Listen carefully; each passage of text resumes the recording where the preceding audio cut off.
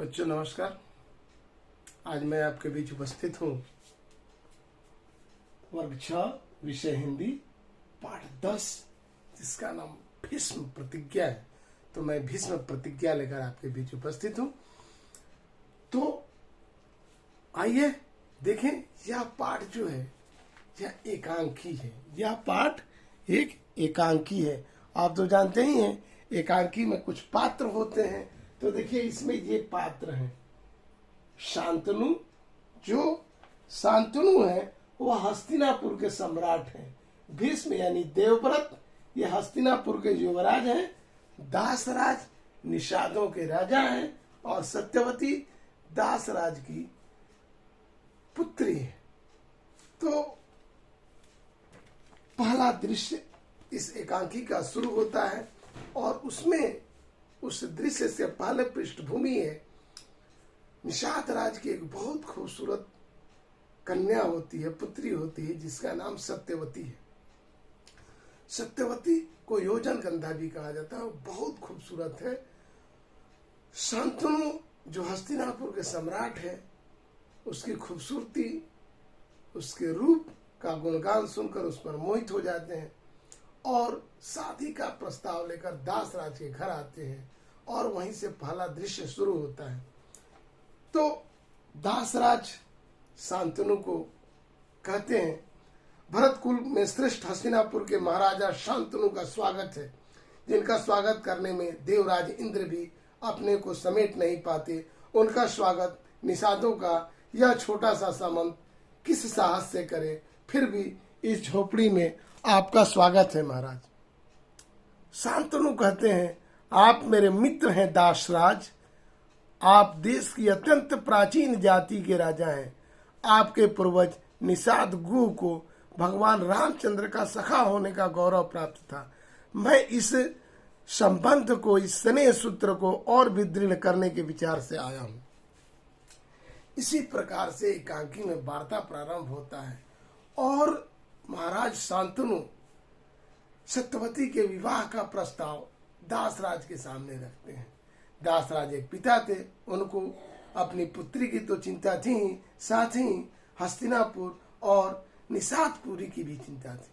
तो उन्होंने कहा कि अति उत्तम है महाराज, मैं प्रसन्न हूं कि मेरी पुत्री हस्तिनापुर की राजरानी बनेगी, लेकिन मेरी एक छोटी सी शर्त है।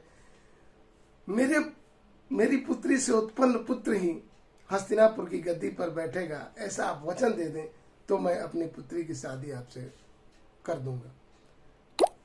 शांतनु महाराज शांतनु के एक पुत्र थे जिनका नाम देवव्रत था, जो आगे चलकर भीष्म कहलाए। वह बहुत ही गुणवान, बहुत ही सिलवान प्रजापालक योद्धा थे और उनमें राजा के सभी गुण थे।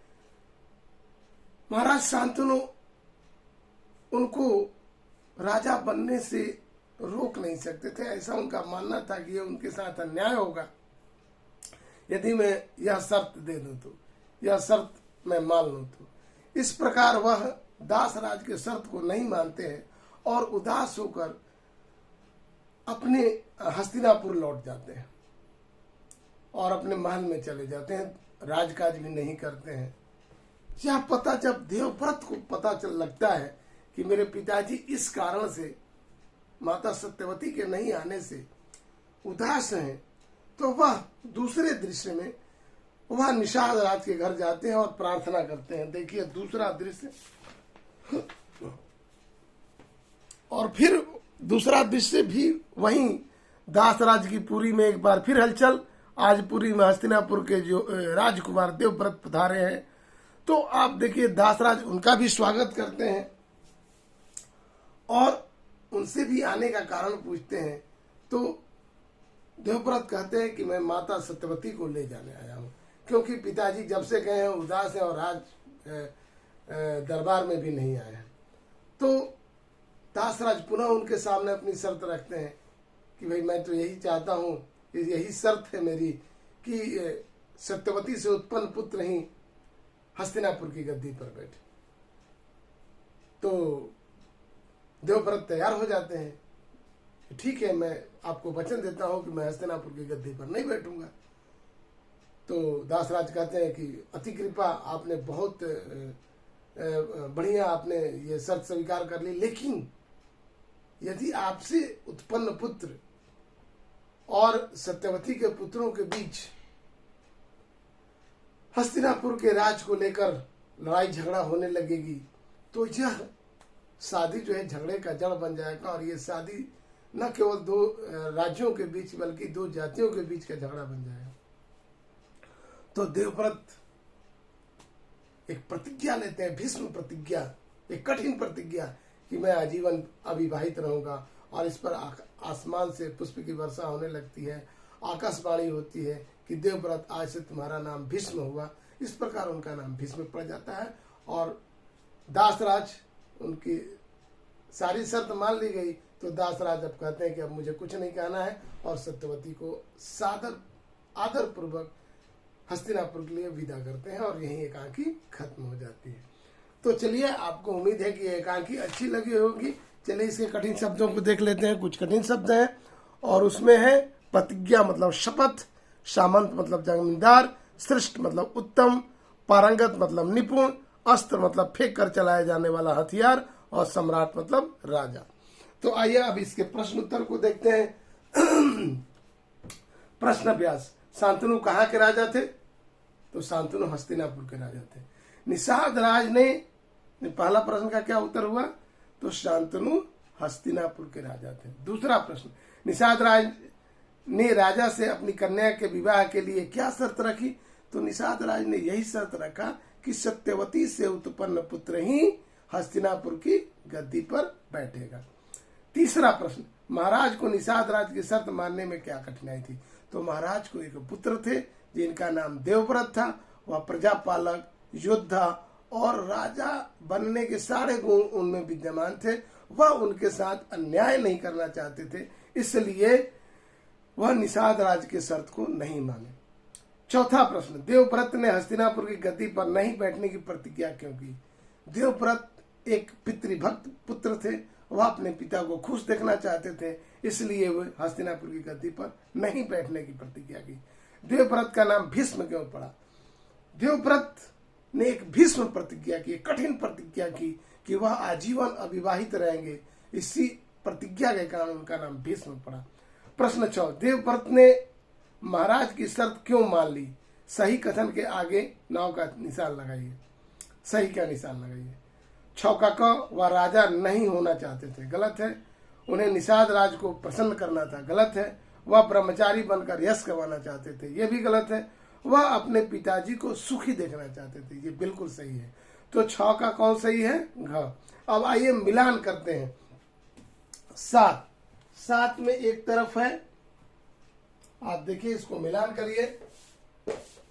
बहुत ही अच्छे अच्छे प्रश्न इस पाठ में दिए गए हैं और आपको सब समझना है। तो देखिए, इधर है स्तंभ, स्तंभ क है, और इधर है स्तंभ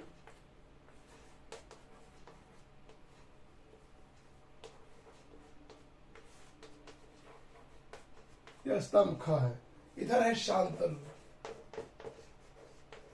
तो शांतनु क्या थे? तो शांतनु हस्तिनापुर के राजा थे। हस्तिनापुर के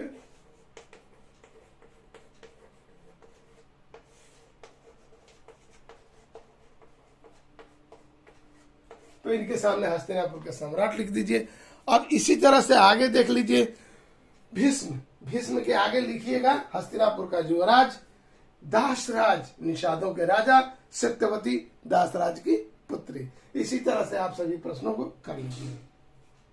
अब पाठ से आगे के प्रश्नों पर बात करता हूं मैं। अगर आप भीष्म की जगह होते तो क्या करते? अगर मैं भीष्म की जगह होता तो मैं भी वही करता जो भीष्म ने किया। अपने पिता को खुश देखने के लिए मैं भी वही करता जो भीष्म ने किया। दूसरा, इस एकांकी का कौन सा पात्र आपको अच्छा लगा और क्यों? तो इस एकांकी का भीष्म देवव्रत नामक पात्र मुझे अच्छा लगा, क्योंकि वह पितृभक्त था। अपने पिता की खुशी के लिए उन्होंने अपना सब कुछ न्यौछावर कर दिया, आजीवन अविवाहित रहने का संकल्प ले लिया, हस्तिनापुर की गद्दी पर नहीं बैठने का संकल्प ले लिया, इसलिए मुझे भीष्म नामक पात्र अच्छा लगा। हस्तिनापुर को वर्तमान में क्या कहते हैं? हस्तिनापुर को वर्तमान में पिरली कहते हैं। क्या कहते हैं? पिरली कहते हैं। आगे देखें, दासराज की शर्त आपको उचित या अनुचित लगी? क्यों? दासराज की शर्त मुझे उचित लगी।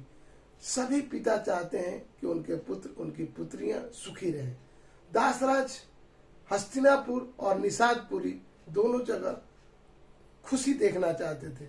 वो नहीं चाहते थे कि ये विवाह आगे चलकर झगड़े का जड़ बने, तो इसलिए उनका शर्त जो है मुझे उचित लगा। आगे देखें अगला प्रश्न। अगला प्रश्न व्याकरण से है, और व्याकरण से बहुत अच्छे अच्छे प्रश्न हैं। और पहला व्याकरण का क है, और उसमें वाक्य प्रयोग द्वारा अंतर बताएं। अब जैसे कुल और कुल, तो देखिए ये कुल मतलब होता है सबूचा, पूरा। जैसे हम इसका वाक्य प्रयोग करेंगे, कुल कितने लोग थे, तो ये जो है कुल हो गया। और दूसरा कुल मतलब होता है किनारा। नदी के दोनों किनारे पर, नदी के दोनों कुलों में कटाव जारी है, तो ये हो गया आपका इस प्रकार। ये कुल मतलब किनारा। नद या गंगा के दोनों कुलों पर शहरें बसे हैं। तो अब तो ख देखते हैं, ख में क्या है? तो ख में है नारी और नाड़ी। नारी नारी, नारी का हमें सम्मान करना चाहिए। और नाड़ी, डॉक्टर ने उसकी नाड़ी जांच की। अब ग देखते हैं, ग में है अस्त्र। ग में क्या है? अस्त्र और शस्त्र। अस्त्र यानी जो अस्त्र मतलब जो पकड़ के चलाया जाता है, जैसे गदा। गदा एक अस्त्र है, और शस्त्र मतलब बाण, जो फेंक कर मारा जाता है। तो बाण एक शस्त्र है, गदा एक अस्त्र है, और बाण एक शस्त्र है। अब घ देखें, घ में क्या है? घ में है पूरी और पूरी।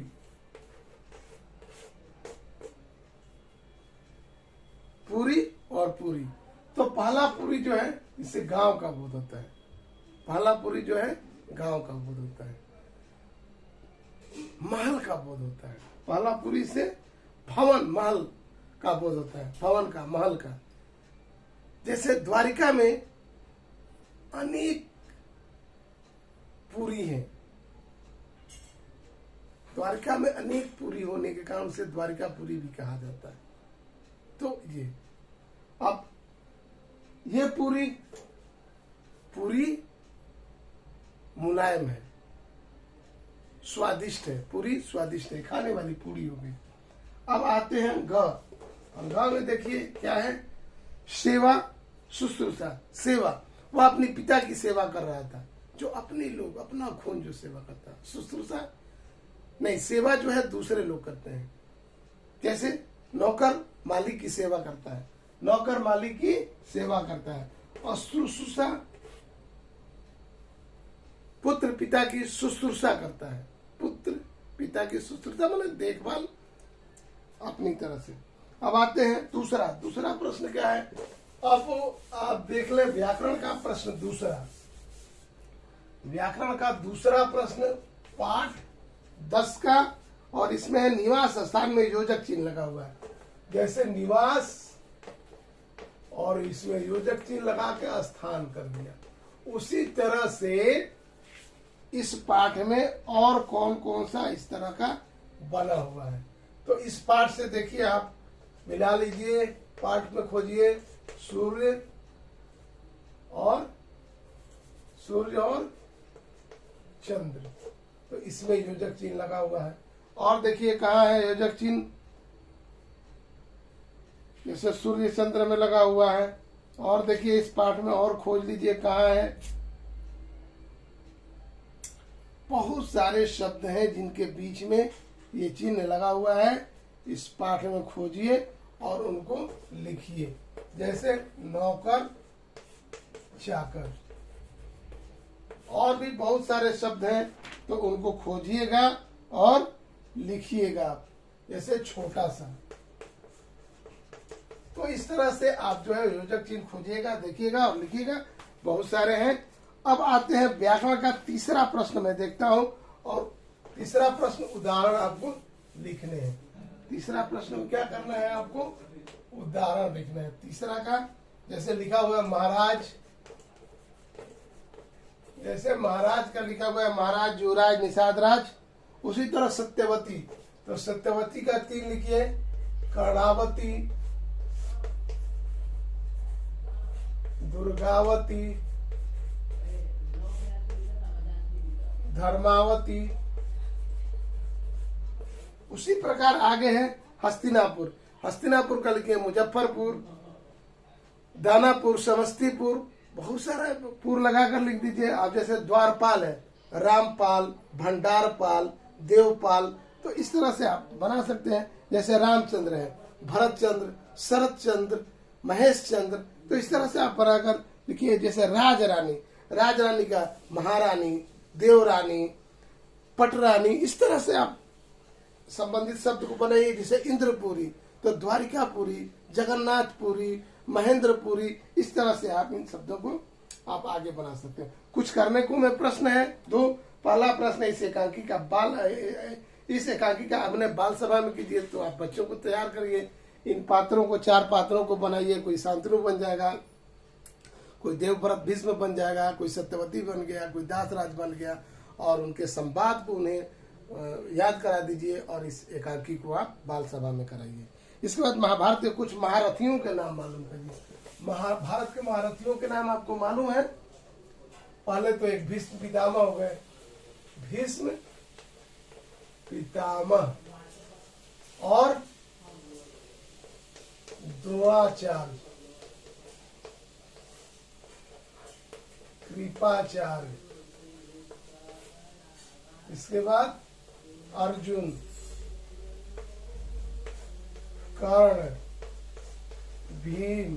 तो इस प्रकार बहुत सारे महारथी हैं, आप उनका नाम याद करिएगा, लिखिएगा, पूछिएगा। चलिए, इस पाठ में इतना ही। पाठ आपको कैसी लगी आप अवश्य कमेंट करके बताइएगा। मिलते हैं फिर अगले वीडियो में। नमस्कार।